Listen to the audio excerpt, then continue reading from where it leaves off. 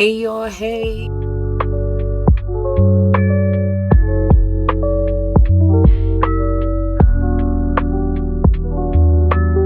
Hey y'all, hey. Happy Bible Talk Thursday. Hey y'all. So I didn't get a chance to do my Bible Talking Tuesday, so I'm gonna try to do one tomorrow. Emphasis on try. However, I prayed over my book and I opened it to Psalm 130, and it's really short. Um, and it's on page 911. I don't know what that means, but we gonna get into it. It says, a song of accents, ascents, ascents is what it says, not accents, ascents. And it says, out of the depths I cry to you, Lord. Lord, hear my voice. Let your ears be attentive to my cry for mercy. If you, Lord, kept a record of sins, Lord, who could stand? But with you there is forgiveness, so that we can, with reverence, serve you. I wait for the Lord, my whole being waits, and in his word I put my hope. I wait for the Lord. I wait for the Lord more than watchmen wait for the morning, more than watchmen wait for the morning. Israel, put your hope in the Lord, for with the Lord's unfailing love, with him is full redemption. He himself will redeem Israel from all their sins. And that's it. I told you it was really short. But this is a cry out to the Lord. Like, sometimes it gets like this. Sometimes we get into places where we don't know what we're going, what we're doing, where we're going, or whatever. And sometimes we just cry out to the Lord, like, Lord, help us. And in the Bible, it says if we cry out to him, he will help us. Like, he's near and dear to those who are brokenhearted.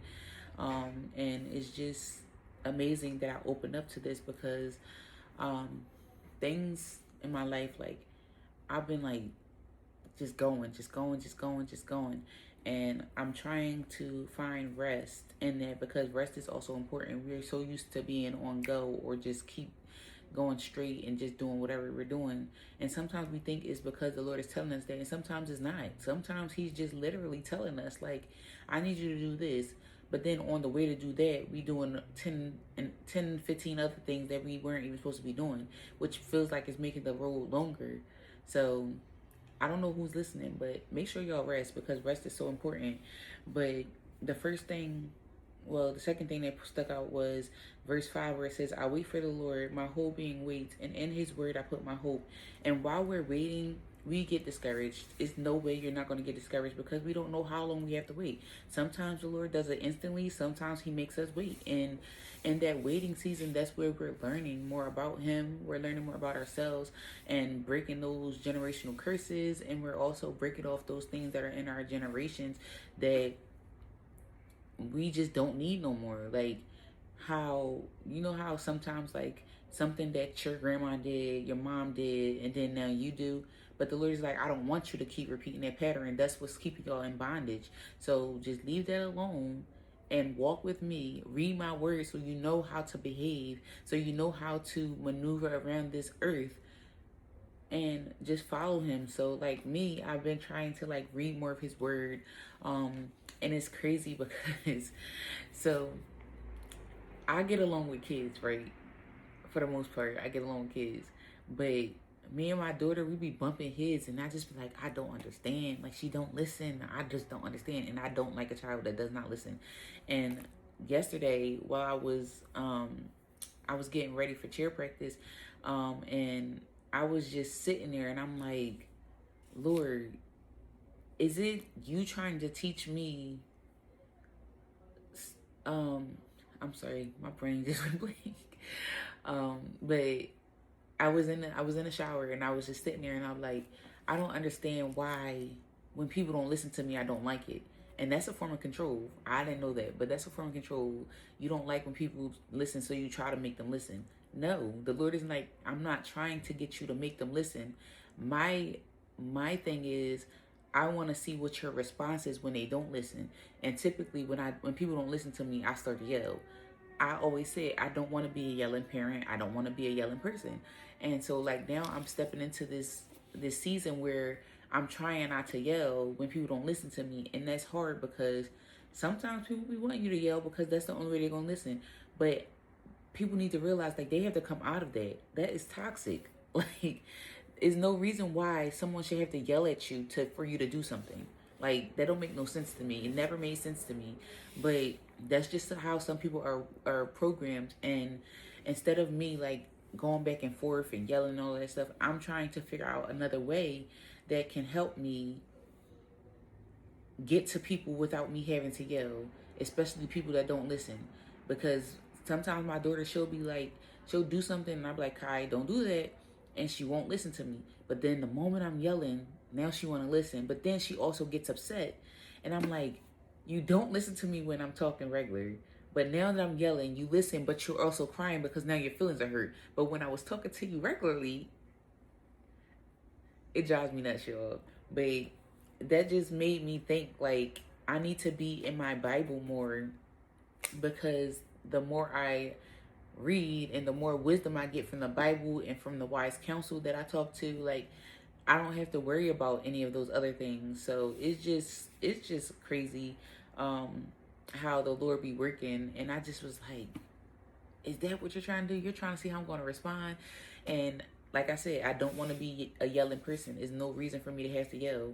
If I have to yell, that's a problem. Like, I don't like that. So even with my cheerleaders, like, I'm trying to learn to stop yelling at them, but they want that. So it's like, ugh. But I'm still trying to figure it out. But I cry out to the Lord and I asked him for help, and he's there. And verse 7, it says, Israel, put your hope in the Lord, when with the Lord it and for with the Lord, sorry, yo. It says, Israel, put your hope in the Lord, for with the Lord is unfailing love, and with him is full redemption. And the Lord is forgivable. My words are slipping me, y'all, and I'm not cutting none of this out because I want y'all to see, like, this is how I actually be when I'm reading my word. But the Lord is merciful. Like, he forgives you. Forgiveness is something that he embodies, and he wants us to embody. But we can only do that if we have a relationship with God. We can only do that if we love God, if we read his word, because we are supposed to be here to be more like Jesus and less like ourselves, less like this world. Because the world around us will tell us, oh, well, don't forgive that person. They did you dirty. Well, I'm trying to be more like God, and God said forgive everybody. So, and the word also says, forgive and you shall be forgiven. So if I forgive you, I know that the Lord is going to forgive me for my sins, because he doesn't count that against us, but he also wants us to repent for the sins that we have committed knowingly and unknowingly, because sometimes we'll commit a sin and we don't know that it was a sin. Like gluttony, I didn't know that was a sin, and I used to just sit here and overeat, just eating. And now I'm like, all right, Lord, like, I didn't know that was a sin. Now that I know better, I have to do better. So now, like, I'm like trying my best to stop overeating and stop snacking and on unhealthy things, at least, because our body is his temple. But again, the Lord is full of redemption. He's going to give us redemption. He's going to redeem us. And that's why we go through these processes, so that we can be redeemed. Because if we stay how we were in the world, we're never going to be able to get to Christ and be here and hear that, well done, my good and faithful servant. No, we're not going to hear that, because we're still living in this world, and he wants us to know better, to do better. But you only know better if you're reading his word. And I can honestly say, I don't know the whole Bible. I don't know the Bible front to back. I don't think there is one person that knows the Bible front and back. However, that doesn't stop us from reading those things and finding them out. I know more about the Bible now than I did 5 years ago. Shoot, I know more about the Bible than I did last year. So y'all gotta stay in the word, because I'm trying to tell you, I really used to think that the Bible was boring, and the stuff that go on in the Bible, you be like, yo, I did not know. Like, there's a lot of stuff in the Bible, and you just have to find your way of reading it. And once you figure the Bible out, and once you figure out how to read it and put yourself in a text, like my pastor says, put yourself in a text, you're gonna be like, oh my gosh, I am more like people in this Bible than I thought. Like me, I feel like I'm like Joseph. Like, and if you don't know who Joseph is, go read Genesis. Joseph is one of the characters that I feel like I'm most like.